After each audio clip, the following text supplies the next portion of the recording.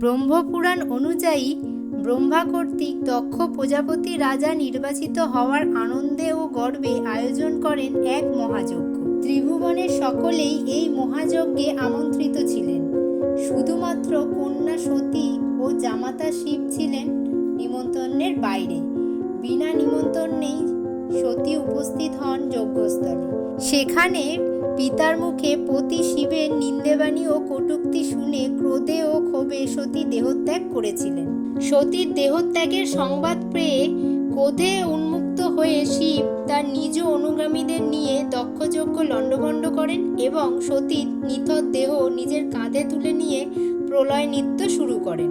এই নৃত্যের কারণে জগৎ ধ্বংস হওয়ার উপক্রম হলে জগৎপালক বিষ্ণু তার নিজ সুদর্শন চক্র দ্বারা দেবী সতীর দেহ ছিন্ন বিচ্ছিন্ন করে দেন।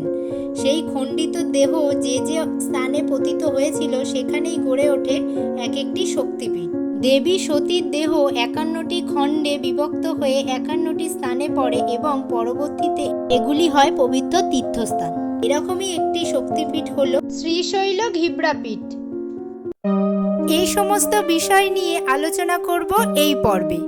নমস্কার বন্ধুরা, আমি শর্মিলা আর আপনারা দেখছেন আদি ধর্মকথা। বাংলাদেশের সিলেট জেলার দক্ষিণ সুরমার জৈনপুরে শ্রীশৈল শক্তিপীঠ অবস্থিত। এই স্থানে দেবীর গলা বা ঘিব্রা পতিত হয়েছে।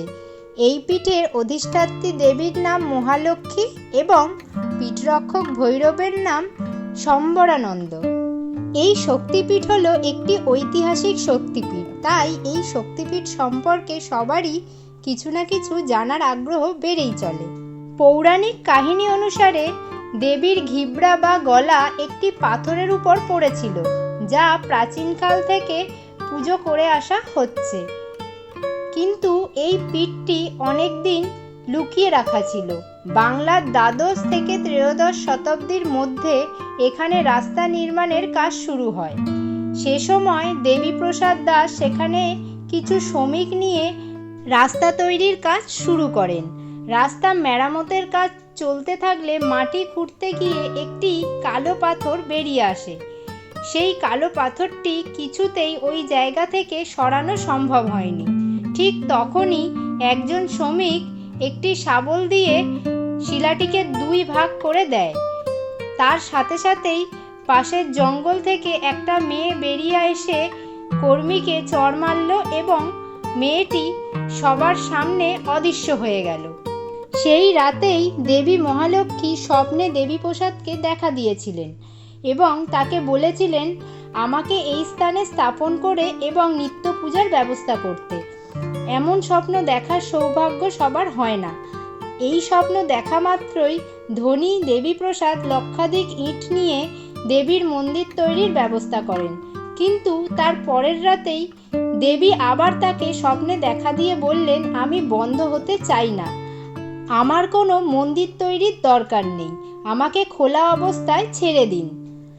এমন আদেশ পেয়ে দেবীপ্রসাদ চারপাশে পাথর ইট দিয়ে ঢেকে দেন এবং মন্দিরের কোনো ছাদ নির্মাণ করেন না।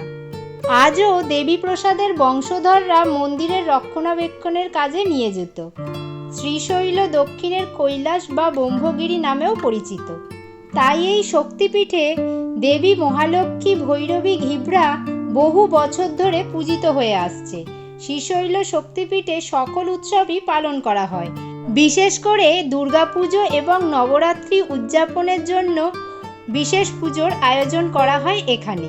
প্রচুর দর্শনার্থীর ঢলও নামে এই পুজোর সময়। যেহেতু এই শক্তিপীঠে দেবীর ঘাড় বা ঘিব্রা পতিত হয়েছিল, তাই এই শক্তিপীঠকে ঘিব্রাপীঠও বলা হয়। ভিডিওটা ভালো লাগলে লাইক ও শেয়ার করবেন এবং সাবস্ক্রাইব করে আমার চ্যানেলের সঙ্গে থাকবেন।